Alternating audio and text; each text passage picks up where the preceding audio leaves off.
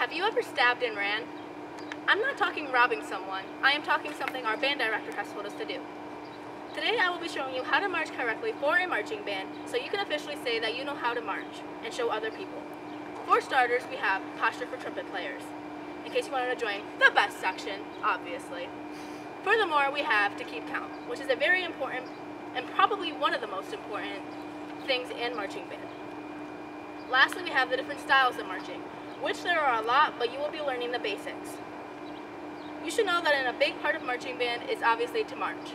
So having a good marching style allows the band to look united, in place, and allows the band to excel at competitions.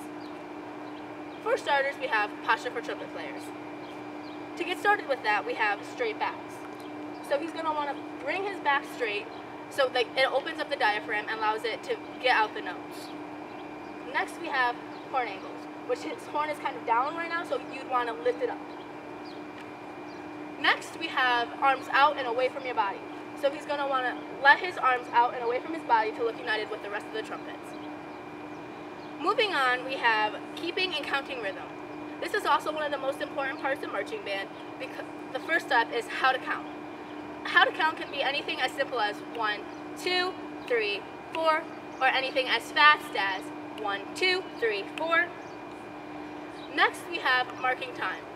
Marking time is where you lift your toe up, well, you lift your heel up and you leave your toe on the ground. If you want to demonstrate that incorrectly, please, Coleman. And then correctly. Moving on, we have conducting. Conducting is a big part because you always want to look at the drum majors, so when they go down, you'd want to take a step, and then when they go in, you'd want to take another step, and then so on. Lastly, we have the different styles of marching. For starters, we have forwards marching.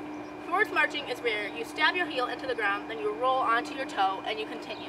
So if you want to demonstrate that incorrectly, and then correctly. Next, we have backwards.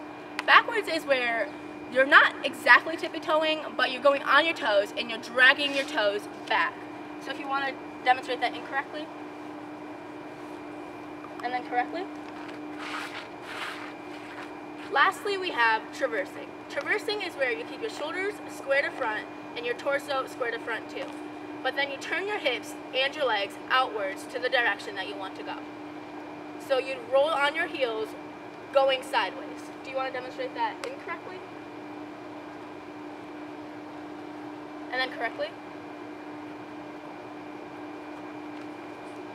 A big part of marching band is obviously to march. So having a good marching style allows the band to look united, in place, and allows the band to excel at competitions.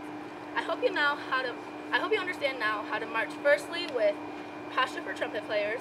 Secondly, we have keeping count and rhythm being a big part of marching band. And furthermore, and lastly, the different styles of marching band.